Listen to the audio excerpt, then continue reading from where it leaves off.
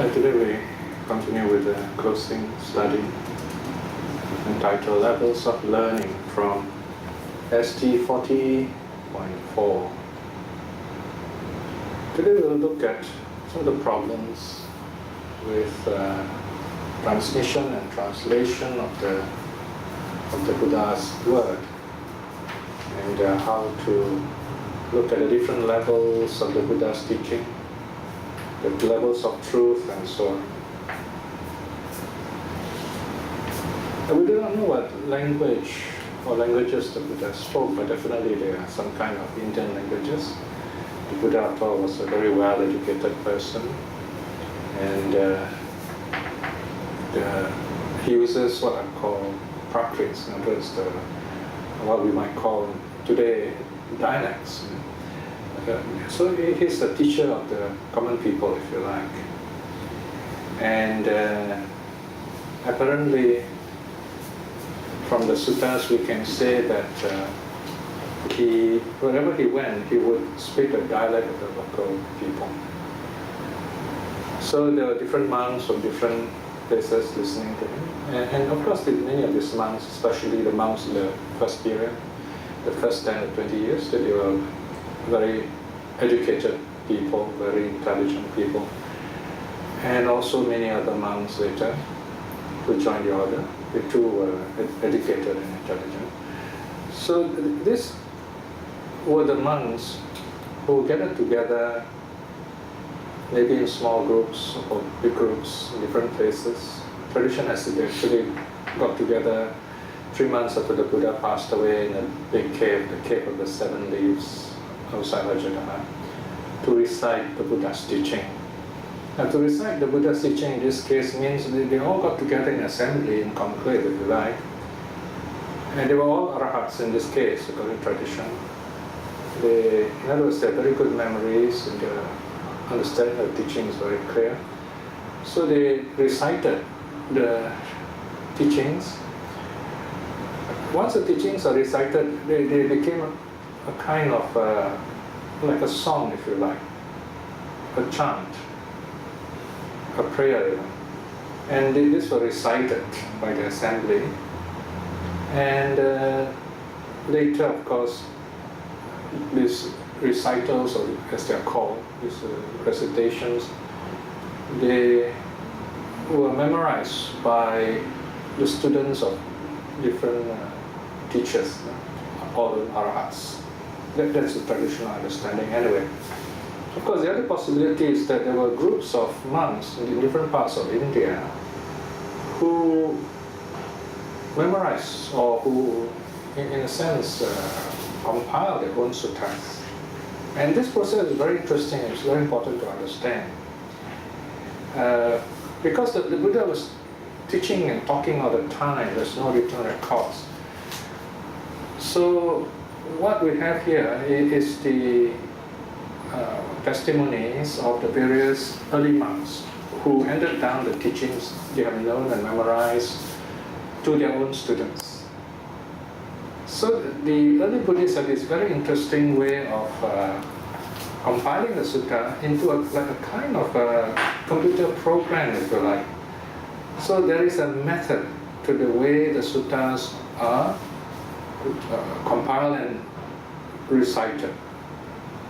The repetitions of the sutta, which very often trouble us, we find it difficult to read because of repetitions, because we are more of today we are more of a reading tradition, because we see things with our eyes, whereas in the Buddha's time they were more like a listening tradition. But it is this repetitiveness, the cycles in the suttas, that make the suttas easy to remember, to recite, and to be handed down until our own times after 2,500 years. So it's important to preserve this very wonderful Dharma program, if you like.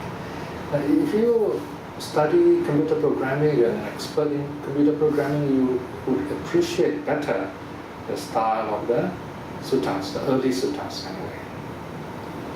So another important point you must note is that it is not a kind of a fixed arrangement, maybe until Asoka's time at least. After that it was kind of the recitation and compilation were closed. So in other words, there are many suttas which were unrecorded or even forgotten, if you like. After all, the Buddha spoke for 45 years. The Buddha taught for 45 years, that's a long time. So, and also the Buddha taught over a huge area, the size of Singapore and Peninsular Malaysia, if you like. So you can imagine that the monks were scattered in different parts, the little communities or large communities here and there, and some of them never met each other. They were living in such great distances, and transportation was very difficult those days. So they all memorized the teachings the Buddha gave them. And occasionally, of course, they meet together, and then you get some more new suttas, so to speak. That is why you find that, for example, in the Tipitaka, there are suttas which are repeated here and there. Not too many, but there are. Anyway, so you have this, traditionally it is said that there are these 5 big groups.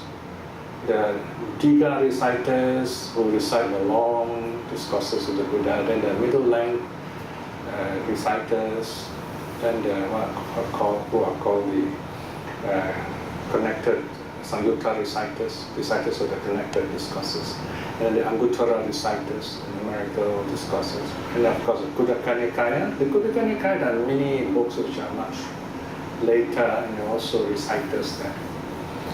So the teachings were recited in ancient languages, dialects, many other languages too in India, but many of them were lost. But those recorded in Pali, fortunately for us, was intact and went down to Sri Lanka, Myanmar, Thailand, Southeast Asia. And of course there are Chinese translations that went to China. And once you translate, and of course you have problems, a lot of difficulties, but the translations are of course still helpful for us to check the Pali version also. So, of course, once you translate, especially today into English, you find that it's not that simple. Pali is a very rich language, and the Buddha's teaching is very deep, so you can imagine this language was specially used, this was specially invented even, to preserve the Buddha's teaching. Yeah? It's something like, today, it's something like we use one of the local dialects, like Hokkien or Cantonese, and we use this to record the Buddha's teaching. So can you imagine when you come to terms like consciousness, rebirth, and various other terms, aggregates and so on. Sometimes the dialect may not have that word, so we have to borrow it from another dialect, or maybe invent a new word. So this happens in Pali also. Of course, in Pali, most of the words we borrow from other dialects, or even from Sanskrit, but it is made to sound like Pali. So when you translate into another language, one of the problems is you begin to see the translation in that new language. And we often fail to notice. No? In other words, when you read the suttas, number one, you got to suspend all judgment. Just forget about how words are defined in our present language. Of course, I'm not saying we can use any words we like in the translation, and there should be some kind of discipline and clarity. But even then, when we read certain words, for example, when the sutras talk about devas, how do the ancient Indians conceive of devas? You got to consider that. Or about good and bad, we have to again understand how the ancient Indians, the Buddhists, conceive such ideas. In the Buddha's time, there was no perception of evil the way that a modern English-speaking person in the West would understand. So these are issues we have to be familiar with in order to really understand the Buddha's teaching in other words. So, of course, it's not easy if you really, if you try to really understand Buddhism from reading a book. Unfortunately, this is what's happening nowadays. You find Buddhism in the mass media. There's so much information, there's overflow, a flood of Buddhist information. So in a sense, almost anyone who's capable of writing would write Buddhist books because they sell very well, and Buddhists are very generous in buying nice-looking Buddhist books. So we have to look at this, the Dharma, in a deeper, broader way. And how do we do that? How do we internalize the Buddha's teaching? The best way, of course, is to learn Pali and maybe some Sanskrit.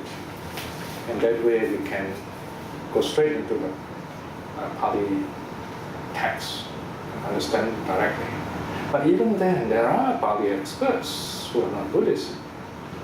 And sadly, we've come a time now where people have known so much of Pali Buddhism, and now there's a new fashion of attacking the Buddha, attacking the old teachings and so on. Sadly, those scholars have to earn a living. They have to look for new ways to some kind of, where they're so relevant to the Academia, so to speak.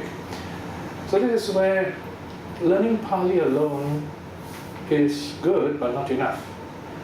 To understand the Buddha's teaching, you need one more important ingredient: meditation, mental cultivation. You need to get an inner peace. In a sense, you can say that the suttas are meant to be read with eyes closed, if you like. First, you read with open eyes, understanding on a language level, and you have to meditate, reflect, and understand it on a mental level.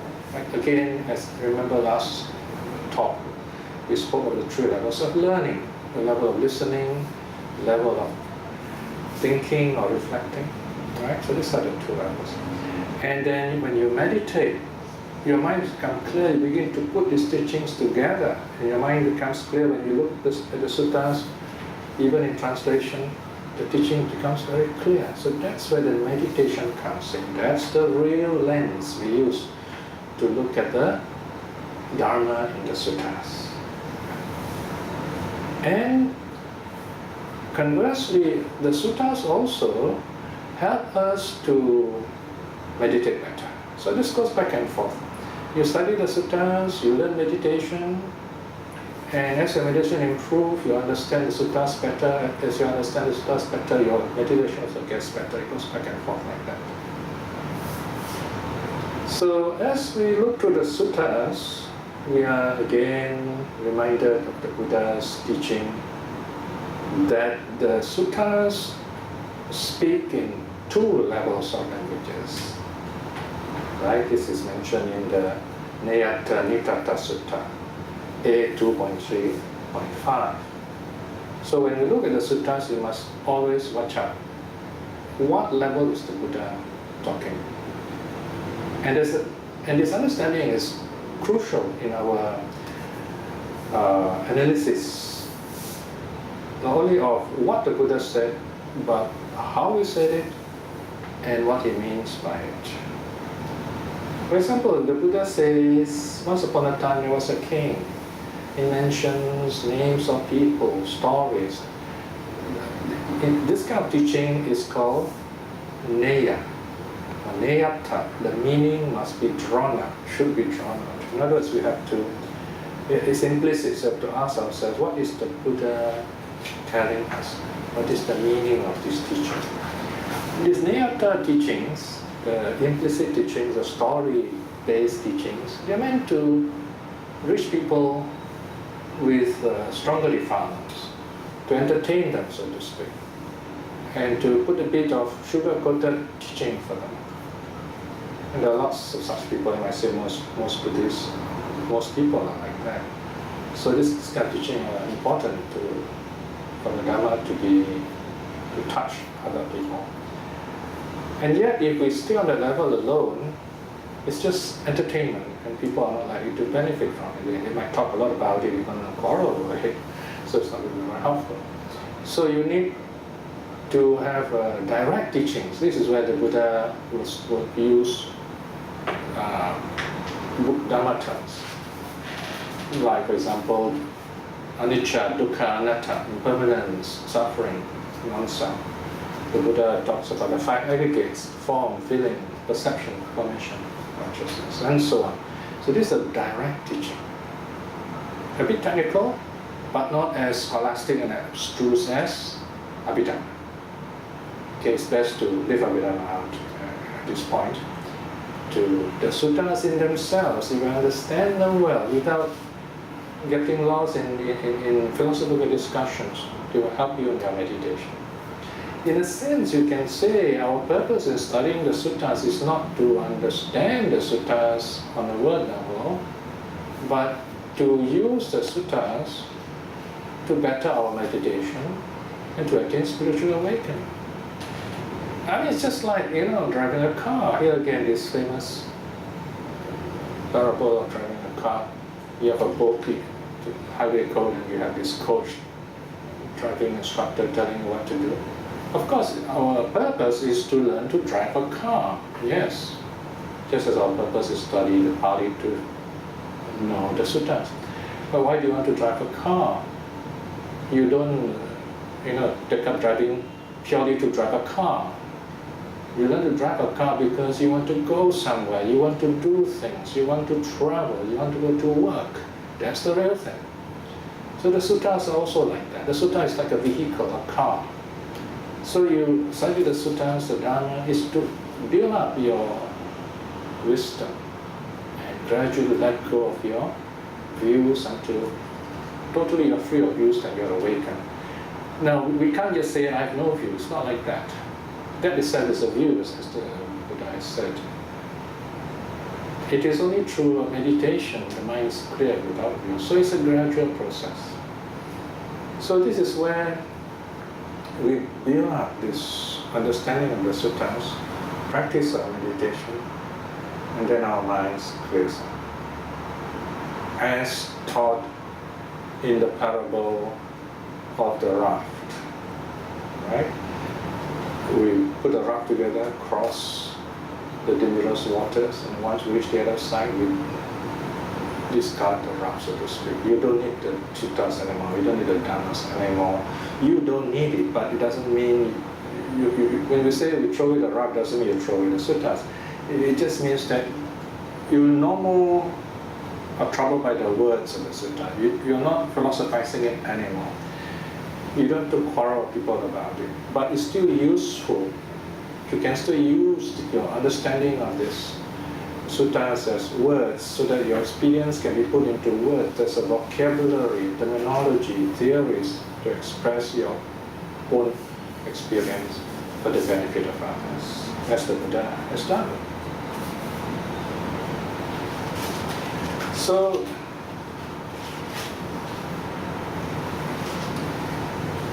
when we awaken, or at least when we have a deep understanding of the Dharma with some level of mental peace, then you find, even when we speak the Dharma, we need to speak on two levels also. And here we can talk of another two ways of looking at presenting the Dharma. Yeah? This is found in the commentaries of Nitipakarana, which is a classic on hermeneutics. And we have what is called the two ways of talking the Dharma: person-based approach and idea-based approach. This is on page 96 at the bottom. 96. Yeah? Person-based, Pugaladitthana. Pugaladitthana. Okay, referring to the person. And the other one is Dhammaditthana, referring to the idea. So here again you find something very close to the what's called the Neyata and the Nitata, if you like. So, take for example teachings that refer to the person. You have this verse in the Udana. I searched all over the quarters with my mind, but found none dearer than self. Even so, is the self dear to everyone else. Therefore, one who loves himself should not harm another. Right? So we're talking about a person here. Of course, there's some ideas here, but it's more talking to a person.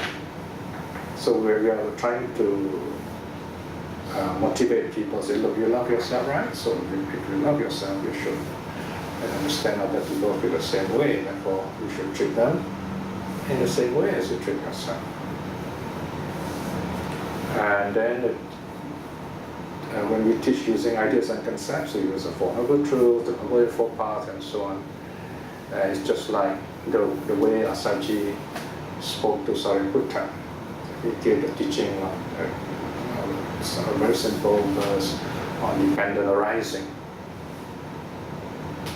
So, in other words, we should be able to gauge the audience and try to present the Dharma on the level of the audience.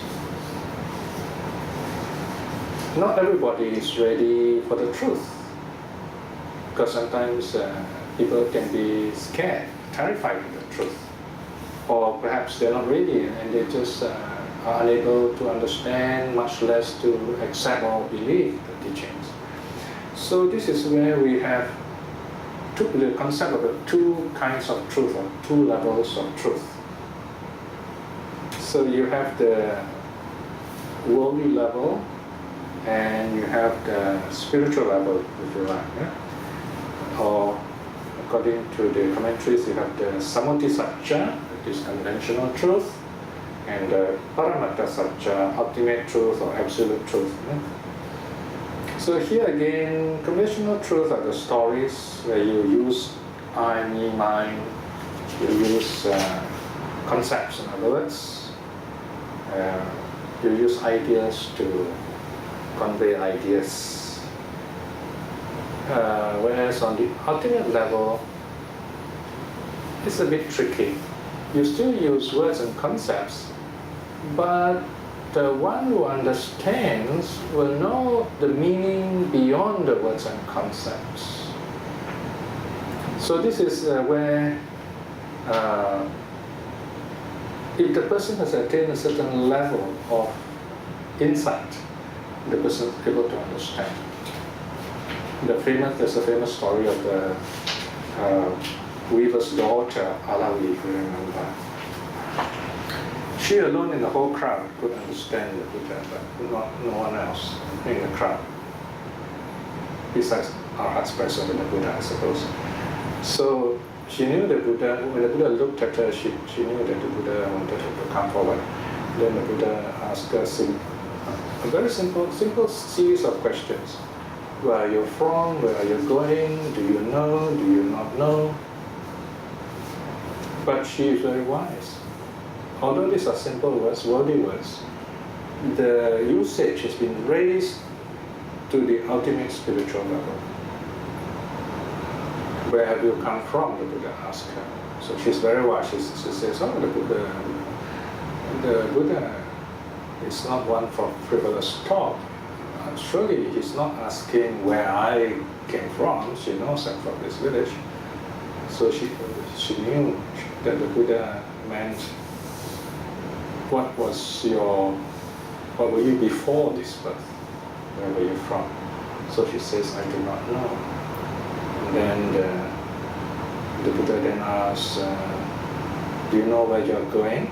Again here he said the Buddha couldn't mean, what I'm going to do next. Of course I'm going to the farmland to plow. I don't think the Buddha means that. Surely the Buddha means, where will I be reborn? Of course she answers, I don't know. And then, do you know? Right? And it says, do you know when you will die? I don't know. Do you not know?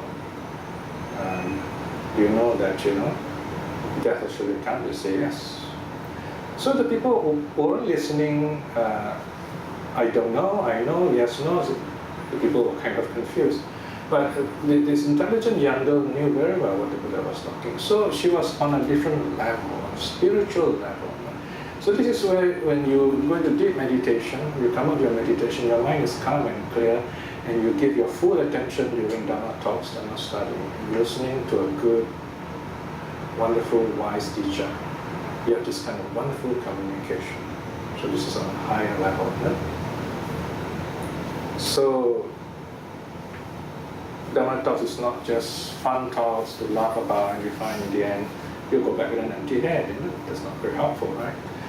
the real empty head should be the wise one. The head empty of ego, that is something else.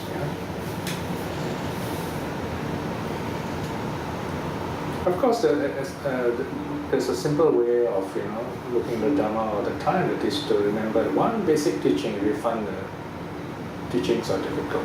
Impermanence. That's the key teaching that lay people should remember. Right. So whatever you hear the Dharma taught to you, reflect it in terms of impermanence. How does this teaching help me to understand impermanence? And it's a wonderful way of reflecting the Dharma. So here, let us once again revise these levels of learning, okay, which I spoke about the last time. So first, we will have what's called Chintamaya Panya, or philosophical knowledge. This is the knowledge or wisdom that arises from thinking. We like to think, we think this, we think that, so there's this knowledge that arises to us. And then, second kind of knowledge is Sutramaya Panya, wisdom that is heard, or academic knowledge, something we learn about, we go to school, we talk to people, to friends, we read books, we watch the media, the news, and we learn things. So here again, we are well informed, right? So this is a second level of knowledge. In the first talk, I put it the other way around. I put the Suttamaya Panya first. It doesn't matter, there are two sets. Right? So then the third one, Bhavanamaya Panya, wisdom through mental cultivation is the most important one. Spiritual knowledge, if you like. This is your own direct experience of reality through meditation. So we have to build up this understanding in that way. Right? Now, spiritual knowledge or wisdom based on cultivation or meditation is first-hand knowledge. The other two knowledges are second-hand, third-hand, fourth-hand. And this spiritual knowledge is what cuts down defilements, removes negative states of our mind, and directs our mind in the right direction towards spiritual awakening in this life itself. So this, when we talk about wisdom here, what else can we know? Well, of course, the main teaching in terms of wisdom would be the Four Noble Truths.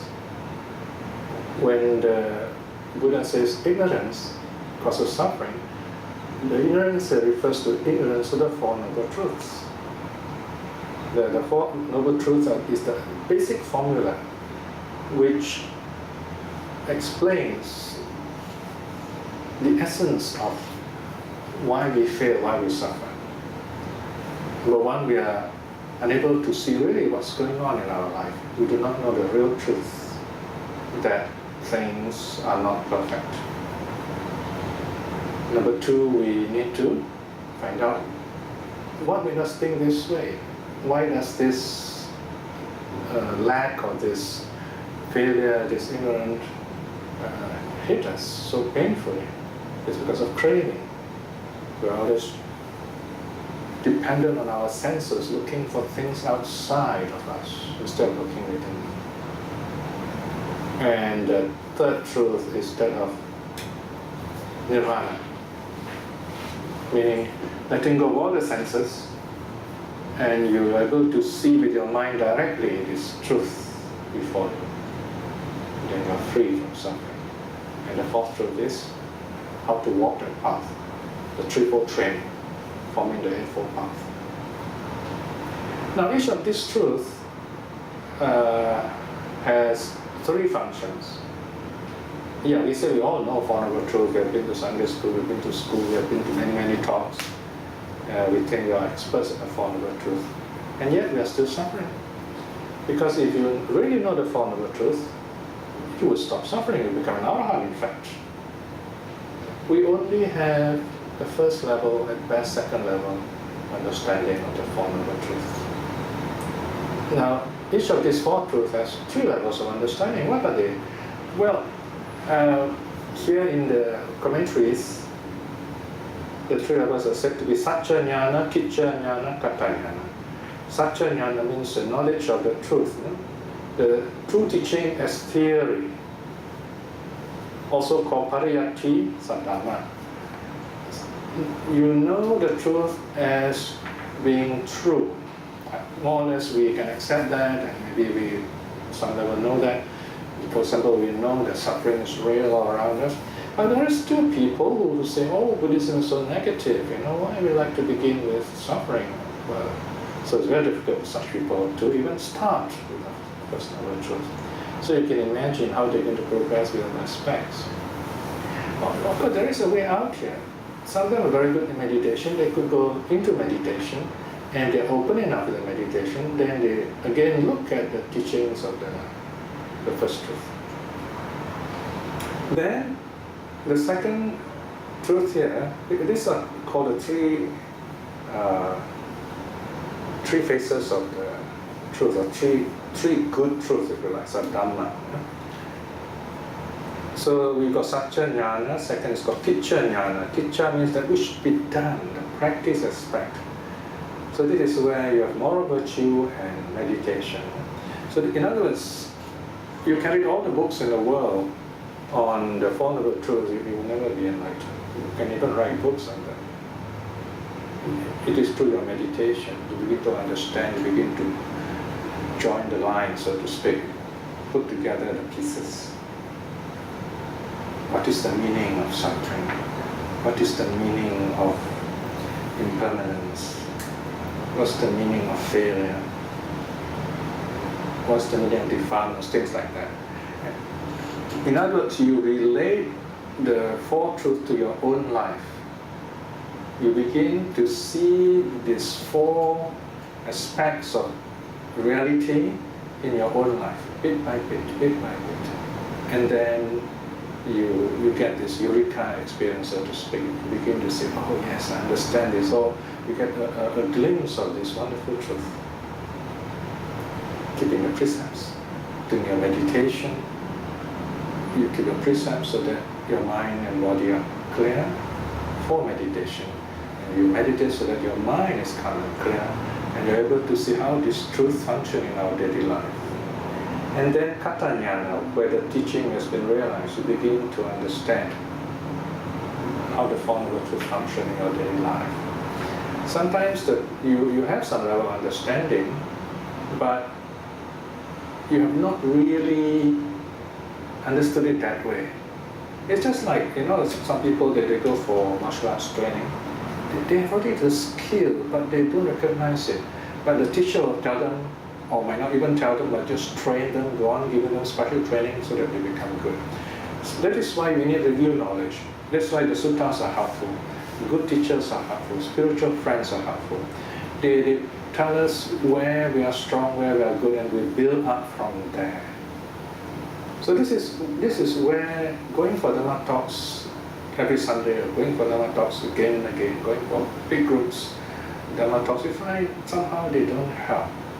It's fun to be there because a lot of people are around us, but nothing's happening inside us. We are not changing. Buddhism is meant to change our lives, not just listening to talk after talk after talk. It's meant to change our lives, to become better people. The day we stand out of the crowd, away from the crowd, we dare to stand alone and happily alone and sit under the tree like the Buddha did, then we are on the way to wisdom. I'm not saying that we should hate being part of society, not at all. In order to really be a true part and useful person to others, you need to know yourself. And this is the best way to know yourself, by becoming a true individual. That's what the Buddhist training is about. So if you understand the Four Noble Truths, you become a true individual. Although you are apart from the crowd, you are truly helpful to the crowd, and you don't make use of the crowd. And nowadays you find lots of these teachers giving talks, they're just making use of the crowds to raise donations, to build things, and so on and so forth. So once we go on practicing this way, we begin to progress. And here we have teachings on the nature of progress. We have four modes of progress. These four modes of progress show that it's not always easy. It's on page 102. The Kosala Sutta 1 speaks of the four modes of progress, Patipada. Number 1, painful progress with slow direct knowledge. Dukkha Patipada Danda Vinya. Painful progress with quick direct knowledge. Dukkha Patipada Kippa Vinya. Pleasant progress with slow direct knowledge. Sukha Patipada Danda Vinya. Pleasant progress with quick direct knowledge. Sukha Patipada Kippa Vinya. In other words, here, some people, the progress is really slow and painful, and the realization also slow and difficult. And there are those painful progress but quick to realize. Then there are those, the progress of practice is pleasant but the result is slow. And there are those, both the progress and the realization are pleasant and quick.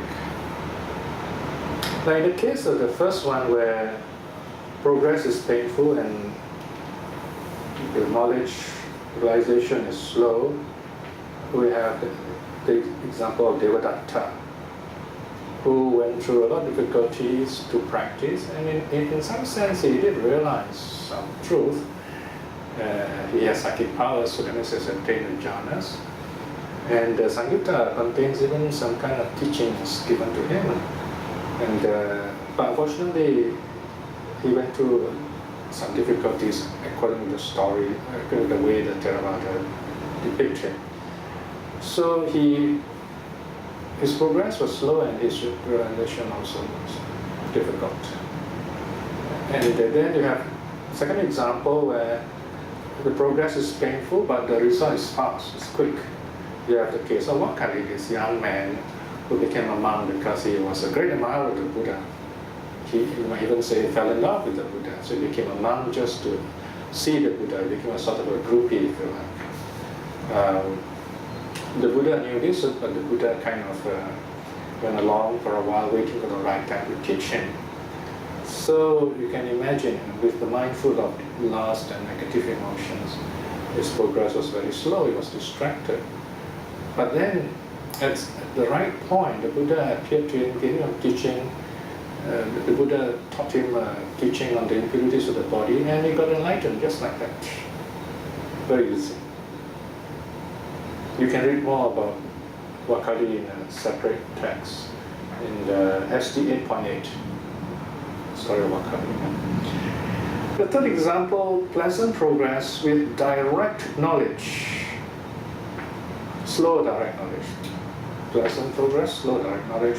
Here you have the case of Moggallana, who went into solitary meditation, but he kept falling asleep, with trouble keeping himself awake. The Buddha appeared to him in teachings how to deal with those difficulties, and this is a beautiful sutta which you should read. It's called the Pachala Sutta, A 7.58, and this is found in SD 4.11 if you want to read it. So Moggallana had to struggle, and for about a week, I think. But then his awakening was slow. In a sense, his practice was pleasant, but his awakening took a bit longer. And finally, pleasant both ways, pleasant progress and quick direct knowledge. And here we have the case of Sariputta. He was standing behind the Buddha, fanning the Buddha, listening to the Buddha, giving a teaching to his nephew, Dikajana. And while he was listening and fanning the Buddha, he got enlightened just like that, very quick and easy. So pleasant progress, no struggle, so to speak. And his awakening was also quick.